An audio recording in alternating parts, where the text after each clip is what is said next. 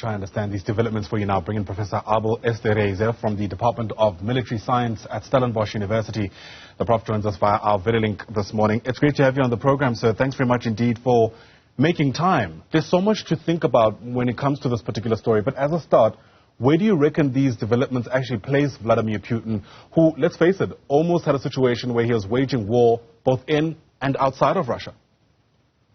Yeah, it was interesting the role that Putin played in all of this. Of course, he gave the speech yesterday morning, but he was a background figure in all of this, and it gave rise to quite a number of narratives about what unfolded, how it played out, and how it ended in some extent. And let me say this, I think a lot of it has to do with the question as to what precisely was the purpose of the so-called armed rebellion. What was in the mind of Prigozhin when he planned and when he launched this operation inside Russia?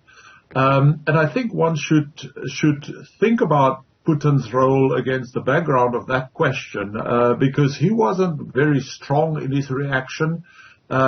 Yes, he came on TV, he spoke, but there wasn't a fearless reaction from within Russia. It's not as if the whole Russian military was mobilized and there was a hard reaction from the Russian military.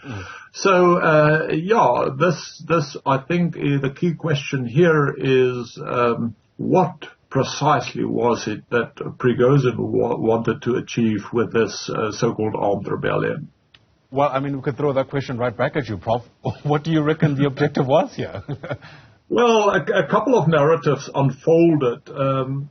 There's a narrative that Prigozhin actually planned this with Putin as a way to blame the failures and what unfolded in Ukraine on the generals and the Russian military, and sort of help Putin to shift the blame towards the Russian military, and in that way perhaps create the atmosphere to pull the Russian military out. That's one narrative that unfolded.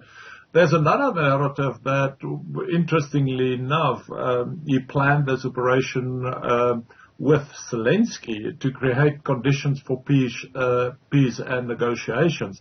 But I think the most I would say acceptable narrative is perhaps his discomfort with the way in which the generals orchestrated this whole campaign, his discomfort with the distribution of materials, specifically the fact that Wagner did not receive the weapon systems he asked for. And of course, within all of this, he was explicit in blaming the Russians the Russian generals for the failure, and many of the failures on the Russian campaign side. Almost as if he wants to say, if you've left it to me, I would have done a much better job. And one has to say, this brings Prigozhin as a very enigmatic figure to the fore, his whole personality, the way that he presents himself. But perhaps we can talk about that as well. That's exactly where I was hoping we'd go, actually, because I think a lot of people want to know, who is this individual, and can he really stand as a great challenger against a Vladimir Putin? In other words, is this a brave or perhaps a silly man? Well, I doubt whether he is, and whether he has set this up to challenge Putin's power. We need to keep in mind that he and Putin, they are very close friends. They come a long way. They met way back in Leningrad, St. Petersburg. He was a chef and a restaurant owner where Putin concocted all his political strategies and where he liked to take people for dinner. They became close. They developed a very close relationship.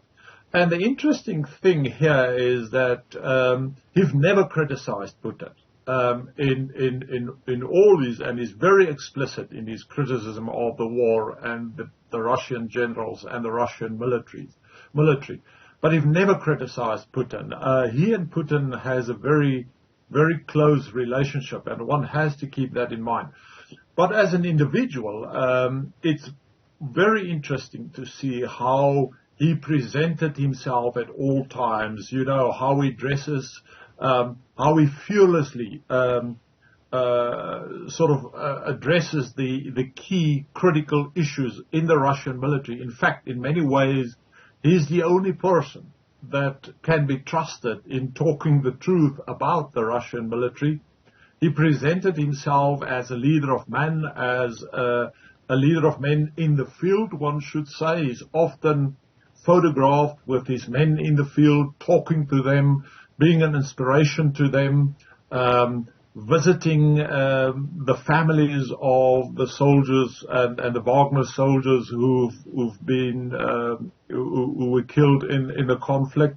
And in all of this, he's a very, very popular man, not only with his men that he's leading, but also as we looked at the pictures and the footage of what unfolded yesterday in Rostov and other cities, he's very popular within Russia.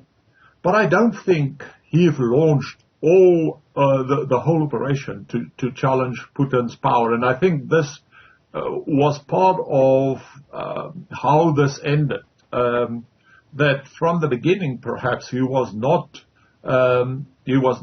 intended, and he didn't really want to march to Moscow and to challenge Putin's power.